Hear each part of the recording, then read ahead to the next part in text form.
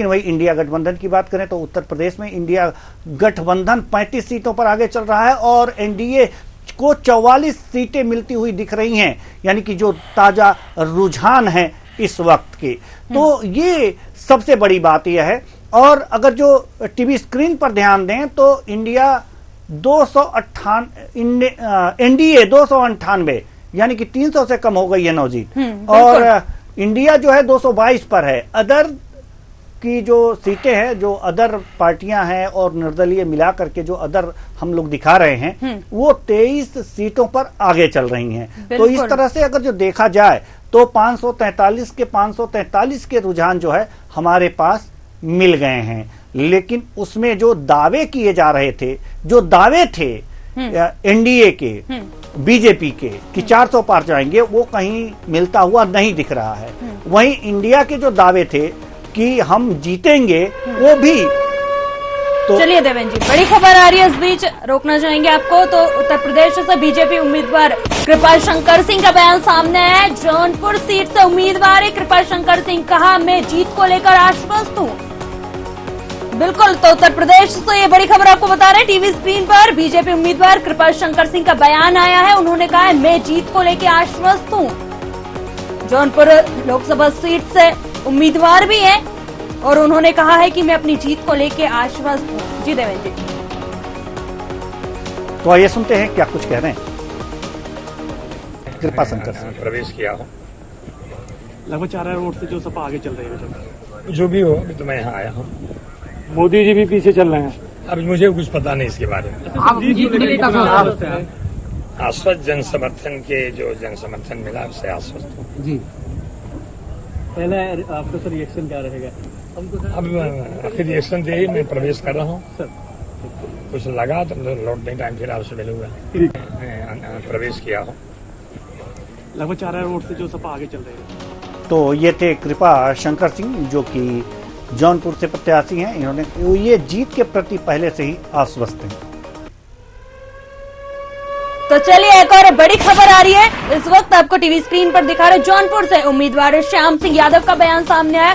क्या जौनपुर की जनता चोरों को जिताएगी, ऐसा कहा है उन्होंने। श्याम सिंह यादव का जो है आपको बता दें, बसपा से उम्मीदवार है ये। उन्होंने कहा है क्या जौनपुर की जनता चोरों को जिताएगी। देवेंद्र जी, ये श्याम सिंह यादव जी बसपा से उम्मीदवार हैं जौनपुर से, और उन्होंने कहा है कि क्या जनता चोरों को जिताएगी, तो जिनको वोट देना है वो तो दे दिया। अब सुनिए क्या कह रहे हैं, उसके बाद से फिर हम चर्चा करेंगे।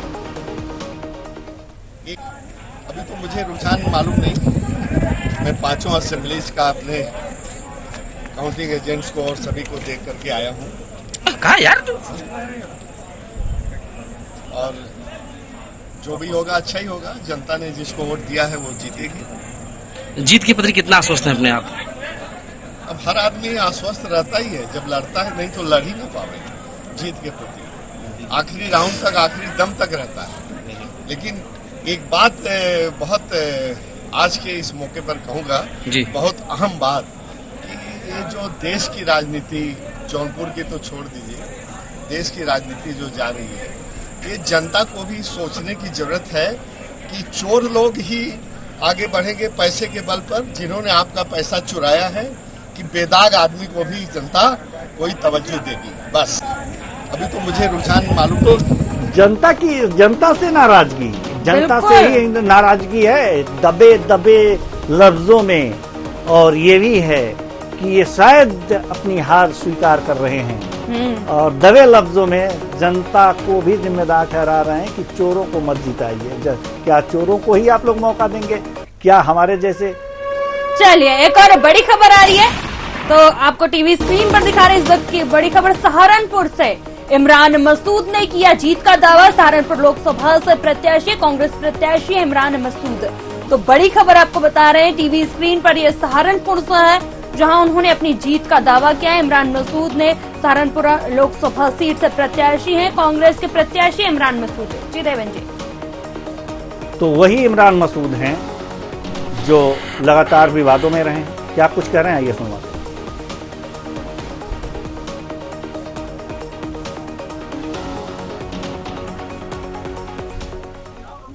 मैंने पहले दिन कहा था कि मैं 1.5 लाख से ऊपर जीतूंगा, इंशाल्लाह ऐसे ही जीतूंगा। देखिए पहले राउंड से ही हम लोग लीड करने का काम करेंगे और आखिरी राउंड तक हमारी लीड बरकरार रहेगी। अभी तो मैं जैसे सहारनपुर में आया तो सहारनपुर में हमें 8700 कुछ वोट मिला है, बीजेपी को 1600 कुछ वोट मिला है।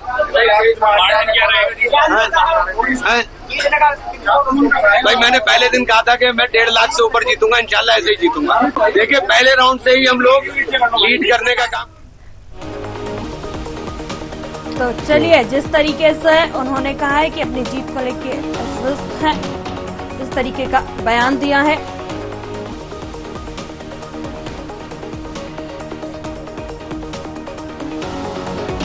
तो मिरान मसूद जी, चलिए एक और बड़ी खबर आ रही है। इस बीच मुरादाबाद से सपा प्रत्याशी रुचि वीरा का बयान सामने है। पूरे हिंदुस्तान को नतीजे आने का इंतजार है, बदलाव की पूरी उम्मीद है, ऐसा उन्होंने कहा है। तो मुरादाबाद से बड़ी खबर आपको बता रहे हैं, शाम तक सारी तस्वीरें साफ हो जाएंगी। शाम तक इंडिया गठबंधन की सरकार बनेगी। जो मेहनत की है उसके परिणाम का इंतजार है। तो इंडिया गठबंधन की सरकार बनने का दावा किया है और कहा है कि पूरे हिंदुस्तान को नतीजे आने का इंतजार है। तो जिस तरीके से उन्होंने जीत का दावा भी किया है और इंडिया गठबंधन की सरकार बनने का भी दावा किया है। तो ये सुनते हैं क्या कुछ क्या है।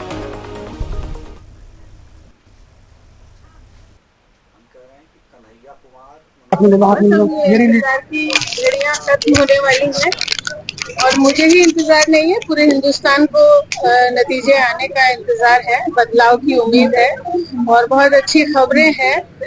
हमारी सीट की भी और हमारी पार्टी की भी बहुत अच्छी, इंडिया गठबंधन की बहुत अच्छी खबरें हैं और ऊपर वाले ने चाहा आज शाम तक सब तस्वीर साफ हो जाएगी और हमारी सरकार बनेगी और हम चुनाव जीतेंगे। कितना उत्सुक है आपको परिणाम जानने के लिए? देखिए सभी लोगों ने मेहनत की है और पार्टी के सभी जो नेता हैं, जो नेतृत्व है हमारी पार्टी का, उनका भी धन्यवाद है और वही उत्साहित है। जाहिर सी बात है, जो मेहनत की है, कोई भी काम करते हैं उसके नतीजे के लिए, उसके परिणाम के लिए जो उत्सुकता होती है वही उत्सुकता है। और मैं सभी लोगों से कहना चाहती हूँ, अपने क्षेत्र के लोगों से, कि जिस तरह से उन्होंने जाति धर्म से ऊपर उठकर एक महिला पर इतना भरोसा जताया है और अपना वोट भी दिया है और अपना आशीर्वाद भी दिया है, तो मैं सभी का बहुत दिल से धन्यवाद करना चाहती हूँ और कहना चाहती हूँ कि दुआ भी करें और इंतजार करें और सभी कार्यकर्ताओं से कहना चाहती हूँ सब्र से काम लें और हम लोग चुनाव जीतने वाले। तो हम लोग चुनाव जीत रहे हैं, सब्र से काम लें, ऐसा कहा जा रहा है। तो अब हम अपने मेहमानों की तरफ रुख करेंगे और उनकी राय जानना चाहेंगे। तो मेहमानों से सबसे पहले आपको परिचय करा दें। दिनेश अग्रवाल जी, प्रवक्ता बीजेपी, संजय देवांगन जी, प्रवक्ता कांग्रेस, अतुल शर्मा जी, प्रवक्ता आम आदमी पार्टी, नागेंद्र वर्मा जी, वरिष्ठ पत्रकार। बहुत बहुत स्वागत है सभी मेहमानों का एक बार फिर हमारे इस कार्यक्रम में। दिनेश अग्रवाल जी, सबसे पहले आप ही से, कहां आप लोग 400 पार, आंकड़े जरा टेलीविजन पे देखिए, 280, क्या कहेंगे? आवाज नहीं आ रही है जी? जरूर आवाज पहुंचेगी। कट क्या जी जी, आवाज पहुंच रही है? हाँ आ रही है जी। तो अब फिर एक बार सवाल सुन लीजिए। टीवी स्क्रीन पे 280 मतलब 400 पार, कहां 400 पार के दावे और वादे। एनडीए 400 पार होगी, 370 बीजेपी जाएगी, एनडीए 280, क्या कहेंगे? आपकी आवाज क्लियर नहीं आ रही, कट कट के आ रही है, लेकिन जितना मैं समझ पा रहा हूँ आपकी बातों का जवाब देता हूँ। कृपया वॉइस को क्लियर करवा लेंगे। जी बिल्कुल बिल्कुल, हमारी टेक्निकल टीम आपके बोलने से पहले ही लग गई। 400 पार जी बीजेपी का नारा था 400 पार और निसंदेह आप देखेंगे 400 पार का नारा आप और हम सब देखेंगे सफल होगा। ये तो शुरुआती रुझान है, अभी तो बहुत कुछ होना बाकी है।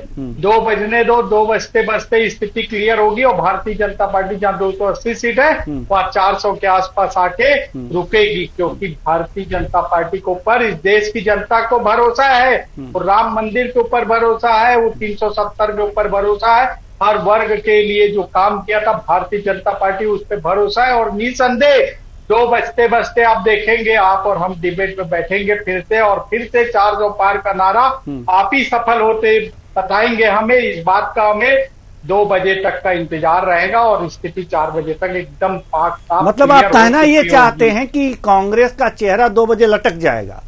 जी संजय देवांगन जी जवाब दीजिए। 2 बजे तक ही ये खुशी है? दिनेश अग्रवाल जी यही कह रहे हैं कि 2 बजे तक की खुशी है। संजय देवांगन जी 2 बजे के बाद फिर चेहरा आप लोगों का लटक जाएगा? ये तो समय जब 2 बजे का तब पता चलेगा हमारे अग्रवाल जी को भी, और पूरी देश देखेगी इस चीज के लिए।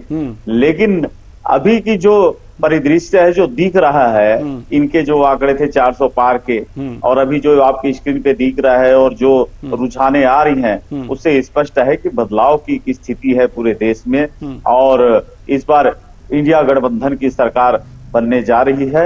हमें पूर्ण विश्वास है, जैसा कि हमने पहले भी कहा था, कि इस बार इंडिया गठबंधन पूरे दमखम के साथ उतरी है और बेहतर प्रदर्शन करके कम से कम 295-300 सीट के लगभग पहुंचेगी। तो बिल्कुल हम लोग अग्रवाल जी की बात को सुन लेते हैं और 2 बजे देखते हैं कि चेहरा किनका लटकता है और कौन कहां पर जाकर के रुकता है। जी कौन कहां पर आप बढ़ रहे हैं और एनडीए घट रही है, तो चेहरा तो आपका खिला खिला, कमल तो आपके चेहरे पे खिला हुआ दिख रहा है अभी अभी, लेकिन 2 बजे के बाद कमल कहीं दूसरी जगह ना चला जाए, ये खिलता हुआ। हाँ, तो अब हमारे साथ स्टूडियो में अतुल शर्मा जी हैं आम आदमी पार्टी से।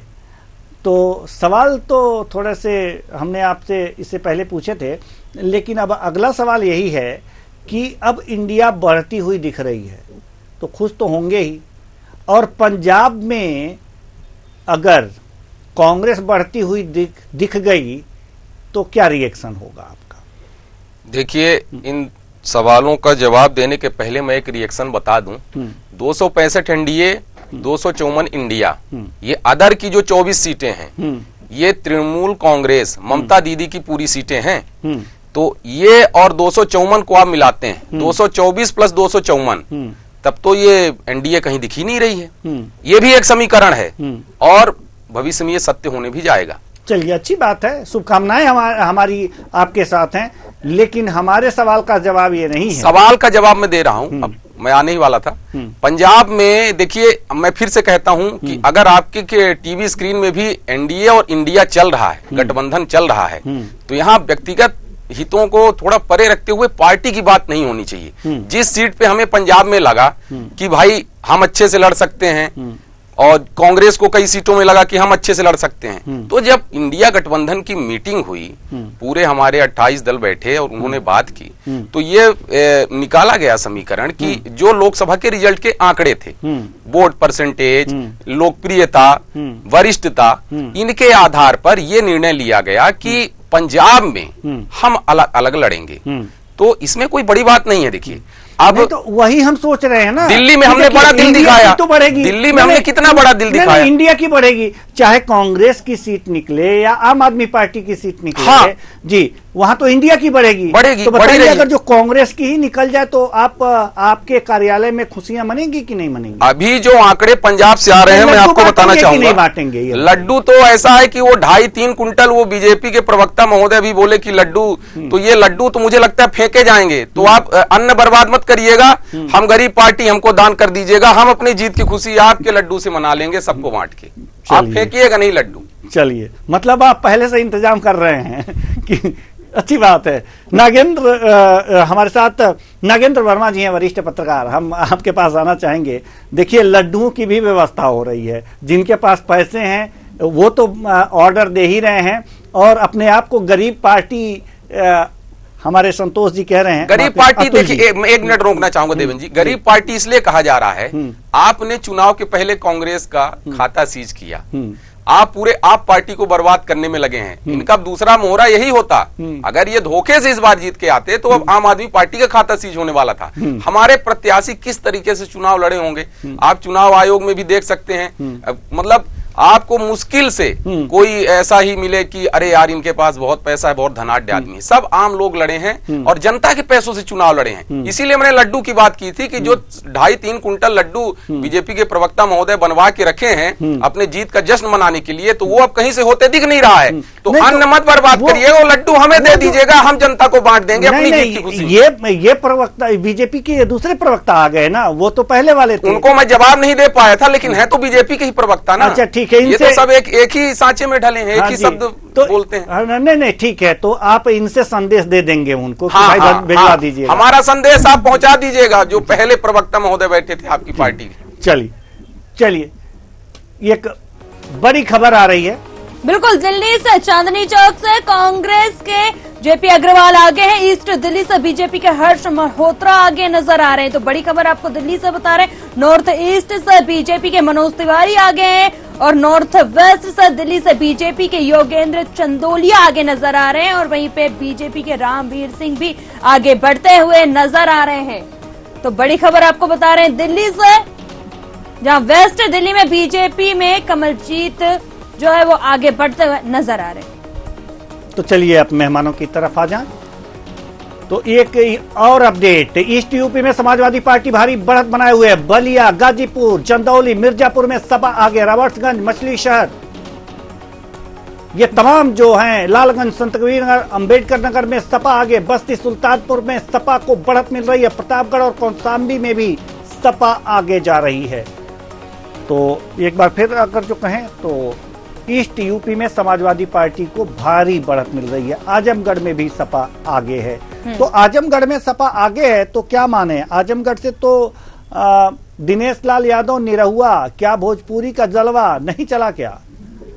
नागेंद्र जी, हम आपसे जानना चाहेंगे। देखिए, उत्तर प्रदेश में बहुत सारे फैक्टर रहते हैं। इसका एक बहुत बड़ा कारण वहाँ जाति समीकरण जो है वो बहुत ज्यादा काम कर रहा है। दूसरा, अलायंस ने वहाँ बहुत मेहनत करी है और लगातार वो चुनाव प्रचार में बहुत सारे ऐसे मुद्दों को लेके आए हैं जनता के बीच, उसमें उन्होंने काफी जनमत का रुझान अपनी तरफ शुरुआती दौर पे तो खींच ही लिया है। हालांकि अब समय बदलता जाएगा, जैसे जैसे अलग अलग चरणों में परिणाम घोषित होंगे तो ये परिणाम बहुत हद तक के बदलते भी नजर आएंगे, लेकिन अभी शुरुआती रुझान तो उनके पक्ष में नजर आ रहा है और इसके पीछे उनकी जो लंबी मेहनत है, उस क्षेत्र में लगातार काम किया है उन्होंने, प्रचार प्रसार भी दम के साथ किया है, तो कहीं ना कहीं इसका इम्पैक्ट अभी दिख रहा है। चलिए अब हम थोड़ी सी बात कर लें, अपने दिनेश अग्रवाल जी के पास आना चाहेंगे। दिनेश अग्रवाल जी, सवाल वही है, उत्तर प्रदेश के अभी अपडेट्स हमने कुछ आपको रुझान बताए हैं। उत्तर प्रदेश के रुझान, ये रुझान इस तरह के हैं जी। आवाज नहीं आ रही है तो आवाज जो हमारे दर्शकों हमारे मेहमानों तक पहुंचाई जाए। तो अतुल जी हमारे साथ बने हुए हैं और हम आएंगे अब संजय देवांगन जी के पास। संजय देवांगन जी, आप तक मेरी आवाज पहुंच रही है? जी बिल्कुल जी। संजय देवांगन जी, छत्तीसगढ़ की थोड़ी सी बात कर लेते हैं। तो छत्तीसगढ़ में तो पुराने भाई साहब आवाज क्लियर करवाइए ना, आपकी आवाज बिल्कुल कट के आ रही है। जी बिल्कुल कट के आएगी सर, आपकी सीट भी तो कट रही है ना, तो थोड़ी सी कट के आनी चाहिए। इसको दुरुस्त करवाते हैं।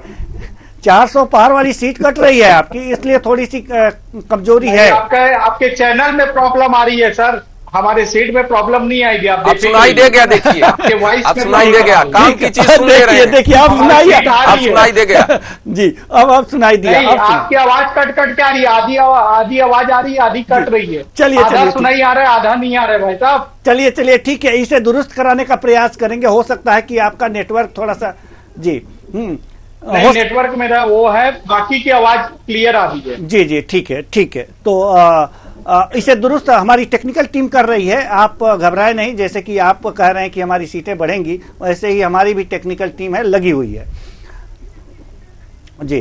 तो ठीक है, आना चाहेंगे हम संजय देवांगन जी के पास। संजय देवांगन जी, छत्तीसगढ़ में कांग्रेस कुछ खास नहीं कर पा रही है, क्यों?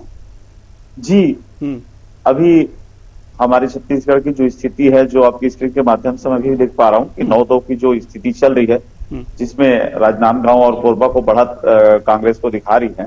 अभी तो ये जो काउंटिंग चल रही है और काउंटिंग पे उतार चढ़ाव और जो डिफरेंस है वोटों की, उतनी ज्यादा है नहीं। क्योंकि इसलिए कुछ समय पहले देखे कि 4 सीट पे कांग्रेस चल रही थी, आगे अभी 2 सीट पे आ गई है। तो इस तरह से अभी चलता रहेगा, इसमें रिजल्ट की ओर अभी नहीं जा सकते। लेकिन हमको उम्मीद है कि पिछले बार हमारे पास 2 सीट थी। नहीं, अगर जो छत्तीसगढ़ में आपको उम्मीद है संजय देवांगन जी, तो बीजेपी को अन्य राउंड में 400 पार की उम्मीद क्यों ना हो?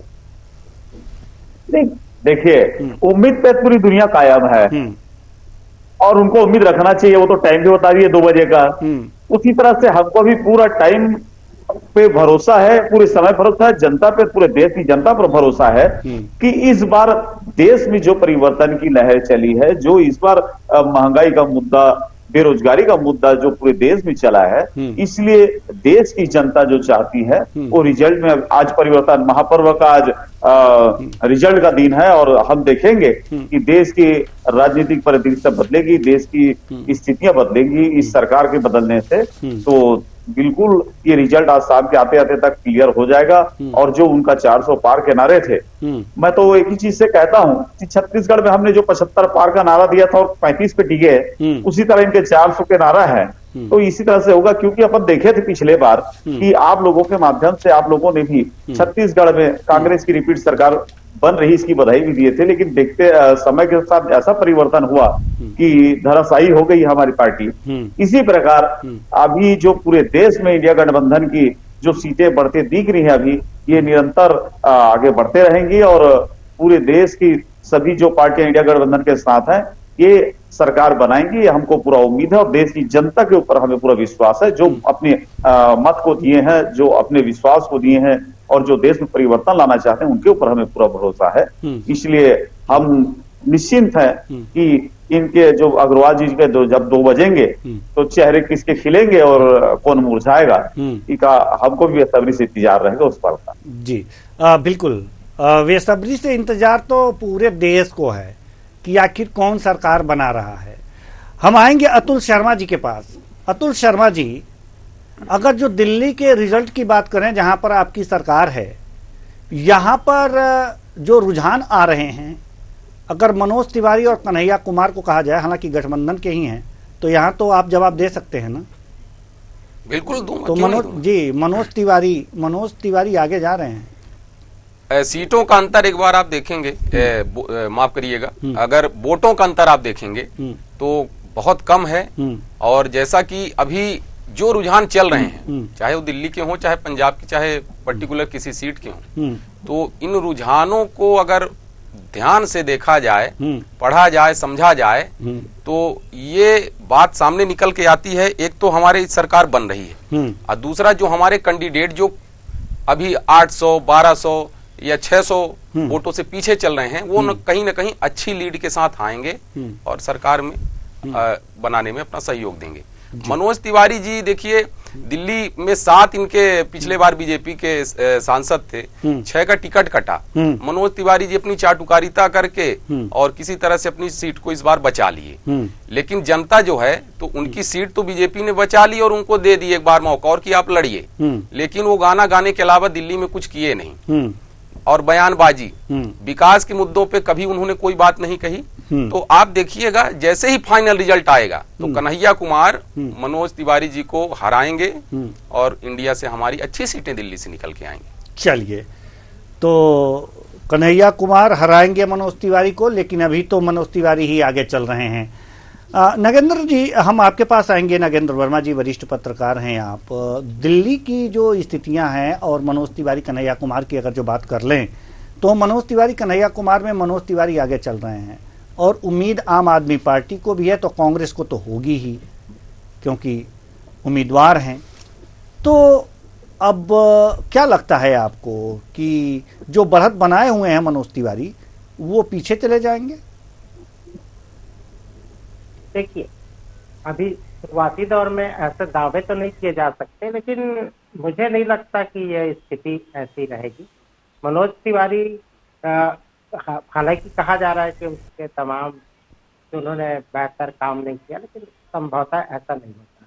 दिल्ली की जनता भी अपने ढंग से हर चीज को नापती तौलती है। कुछ क्षेत्रों में ठीक है, आप पार्टी बढ़त बना के रखेगी, कहीं पर कांग्रेस का भी वर्चस्व दिखेगा, लेकिन मनोज तिवारी की शख्सियत जो है वो अपने आप में मुझे लगता है दिल्ली में काफी लोकप्रिय है। तो वो आगे उनकी बढ़त जो है वो लगातार बनी रहेगी। कुछ एक जगह में कभी ऐसा परिणाम आ सकता है कि कहीं वो कम नजर आए, लेकिन बावजूद उससे मुझे लगता है कि वो जीत पे ही आगे बढ़ेंगे। जी बिल्कुल बिल्कुल, उस सीट पर ही आगे बढ़ेंगे। दिनेश अग्रवाल जी कुछ कहना चाह रहे हैं। दिनेश अग्रवाल जी, मैं आप पार्टी के प्रवक्ता से पूछना चाहूंगा, ये उसी पार्टी के लोग हैं क्या जिन्होंने कांग्रेस को भ्रष्टाचारी बताया था अन्ना हजारे की सभा में, जिन्होंने कहा था कि मैं कोई घर नहीं लूंगा, कोई ऑफिस नहीं लूंगा, कोई कार नहीं लूंगा? उसी पार्टी के प्रवक्ता बात कर रहे हैं, उसी भ्रष्टाचारी पार्टी के भ्रष्टाचारी प्रवक्ता बात कर रहे हैं क्या, जो भ्रष्टाचार की जीती जागती मूर्ति हो गई और जिसको गाली देते थे ये सत्ता में आने के पहले उनकी गोदी में जाके बैठ गए? वही प्रवक्ता है क्या जो कन्हैया कुमार जेएनयू में नारे लगाते हैं, अफजल हम शर्मिंदा है, तेरे कातिल जिंदा है, इंशाअल्लाह इंशाअल्लाह भारत तेरे टुकड़े होंगे? उसी पार्टी को सपोर्ट करने जाते हैं। एडीआर की रिपोर्ट बता रहा हूं, ध्यान से सुनिएगा। आप लोगों को बोलना तो आता है, सुनना आता नहीं है। जब सुनने की बारी आती है तो कहीं माइक खराब हो जाएगा, कभी टेक्निकल प्रॉब्लम आ जाएगी। सुनिए ध्यान से, ADR association for democratic reform, उसकी रिपोर्ट का हवाला दे रहा हूं। सबसे ज्यादा भ्रष्टाचारी विधायक सांसद नेता भारतीय जनता पार्टी में है। आपको पता है इस चीज में? आप थोड़ा पढ़े लिखे वाली बात किया करिए। आप चौथी पास राजा का नारा लगाते अनपढ़ों की जमात लगा के रखे हैं आप। इसीलिए कांग्रेस को गाली देते कांग्रेस। आप सुनिए ना, आपने सवाल पूछा, मैं जवाब दे रहा हूँ। समाजवादी पार्टी एडीआर की रिपोर्ट बता दी मैंने, सबसे ज्यादा भ्रष्ट अजीत पवार कौन थे? 70,000 का सिंचाई घोटाला। मोदी जी एक दिन पहले भोपाल में आके विधानसभा चुनाव के रैलियों की बात कर रहा हूँ मैं। दूसरे दिन अजीत पवार ज्वाइन करते हैं बीजेपी। आप बात करेंगे, आप हमको पढ़ाएंगे भ्रष्टाचार पे? आप बता रहे हैं भ्रष्टाचार, युवाओं के रोजगार में आप पीछे रहे। आप स्क्रीन में देखिए आज आपकी क्या हालत है। बीजेपी को चाहिए 370, एनडीए को दीजिए 400। शहीदों की शहादत पे आपके नरेंद्र मोदी जी वोट मांगने का काम किए हैं, नहीं सी एक्शन ली। और आप लोग तो खैर है कांग्रेस पार्टी भ्रष्टाचारी कहने वाले, उनको भ्रष्टाचारी कह के सत्ता। अरे तो जो भ्रष्टाचारी है तुमको डालिए ना जेल में, झूठे मुकदमे बना के ही डालेंगे। चवन्नी नहीं मिलती शराब घोटाला, पूरे विश्व का आपने ऐसा घोटाला बना दिया जिसमें 4 आने नहीं मिले 2 साल से। चलिए बिल्कुल ब्रेक का वक्त हो चला है, ब्रेक का वक्त हो चला है, इसलिए हम इस चर्चा को यही विराम देते हैं और ब्रेक के बाद पुनः आएंगे। तो बहुत बहुत धन्यवाद सभी मेहमानों का। लेकिन लगातार रुझान जारी रहेंगे और लगातार रुझान जारी रहेंगे, पल पल की अपडेट हम आपको देते रहेंगे। लेकिन इससे पहले एक बड़ी खबर आ रही है। मध्य प्रदेश शिवराज सिंह चौहान की निर्णायक बढ़त, विदिशा में बनाई 1 लाख से अधिक वोटों से बढ़त। कांग्रेस से प्रताप भानु शर्मा पिछड़ते हुए नजर आ रहे हैं। बड़ी खबर मध्य प्रदेश से, शिवराज सिंह चौहान का निर्णायक बढ़त देखने को मिल रही है। विदिशा में बनाई 1 लाख से अधिक वोटों से बढ़त कांग्रेस से प्रताप भानु पिछड़ते हुए नजर आ रहे हैं। नवजीत, एक बात और हम कहेंगे कि जो हमारे विश्लेषकों ने जो परसों विश्लेषण किया था, एक तरफा विजय दी थी विदिशा में शिवराज सिंह चौहान को, एक तरफा विजय, ये भी आंकड़े हमारे जो हैं ये सटीक लग रहे हैं। आप ये आंकड़े देखिए, ये जो हमारे विश्लेषक, विदिशा की सीट भी बीजेपी को जाती हुई दिख रही है, विदिशा की सीट भी बीजेपी की जाती हुई दिख रही है। विदिशा की सीट भी बीजेपी को जाती हुई दिख रही है। ये विदिशा की सीट, और विश्लेषक जो आप देख रहे हैं टीवी स्क्रीन पर, विश्लेषक 1 बीजेपी, विश्लेषक 2 बीजेपी, विश्लेषक 3 बीजेपी, और फिर न्यूज़ार ने जो प्रतिशत आंकड़े बताए थे उसके अनुसार भी बीजेपी को ये सीट जा रही थी। यानी कि यह भी अनुमान बिल्कुल भी सटीक, न्यूज़ार का अनुमान बिल्कुल ही सटीक जाता हुआ दिख रहा है। बिल्कुल, जिस तरीके से बात कर ली जाए विदिशा की, तो यहाँ से शिवराज सिंह चौहान अपनी बढ़त को लेकर आगे बढ़ते हुए नजर आ रहे हैं। तो अब ये वक्त हो चला है एक छोटे से ब्रेक का, तो लेते हैं एक छोटा सा ब्रेक, लेकिन अपडेट लगातार जारी रहेगा, रुझान लगातार जारी रहेंगे, कहीं मत जाइएगा, हमारे साथ बने रहिए। लेते हैं एक छोटा सा ब्रेक।